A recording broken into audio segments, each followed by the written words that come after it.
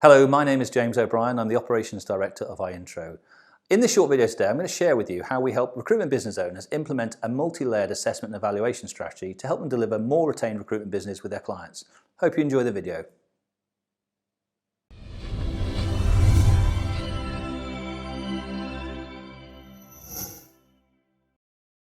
At iIntro, we help recruitment business owners understand the reason behind why we use multiple layers of scientific and objective assessment in our recruitment process.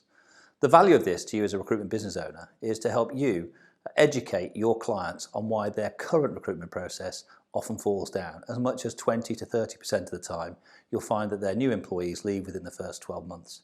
There's a reason for that, and the reason is that they're currently guessing as to whether that person will fit in to their organisation.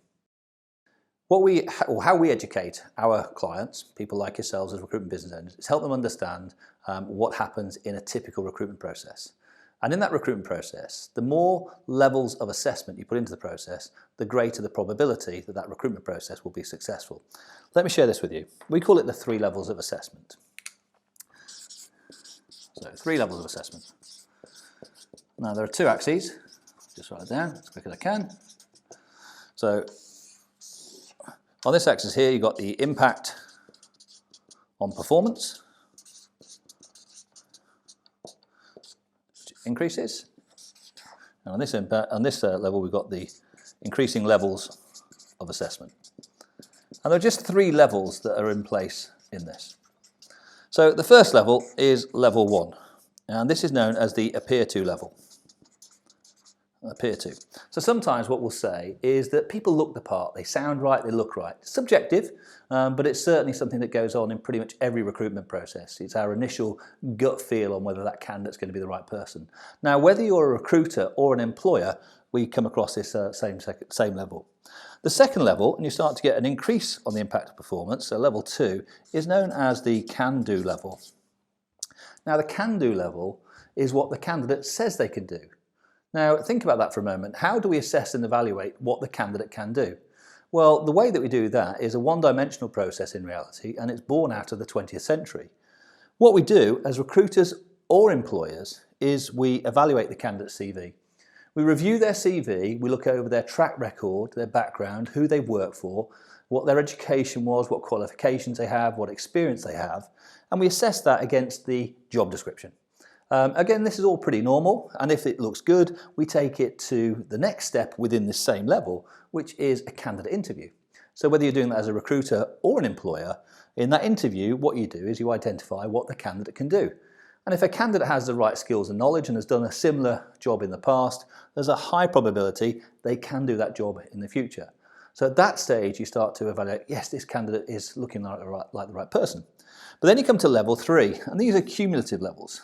So at level 3, this is known as the will-do level, or what the candidate will do given a certain set of circumstances, situations or environments.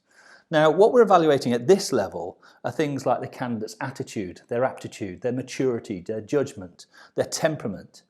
Now, these are things that you'd have to be extremely highly skilled to identify in a typical interview process. It's nigh on impossible. This is where you use science and technology in your assessment process and evaluation of candidates, and you inject a little bit of psychometrics into that. But at this level, what you identify is what will the candidate do given that they've got the right type of skills. And what we're seeing here is an impact, an increase on performance. And the will-do level is a little bit like happiness, because if you find a candidate will do the job the way that they like to do it, and they have the right skills, they're likely to perform at that level. Now, the opposite is also true.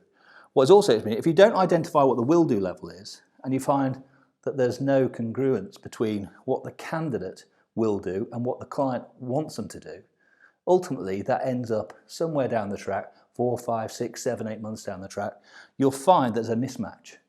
And when you get feedback from the client at that stage, they'll probably tell you the candidate's not performing to the level we expected of them. We don't think they can cut it in our company, they're not fitting in, and they're likely to leave. If you take the flip side of that and talk to the candidate, they'll probably tell you that the job is not what they described to me.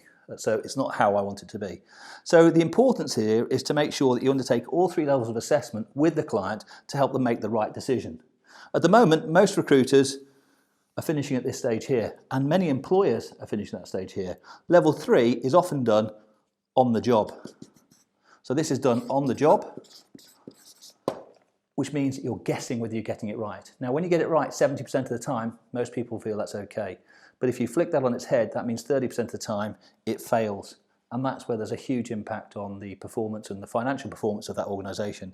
If you can help identify what the will-do level is, then you're likely to have happier clients with happier employees, and actually you're delivering a much better service where you've reduced the overall cost to hire from the employer's perspective.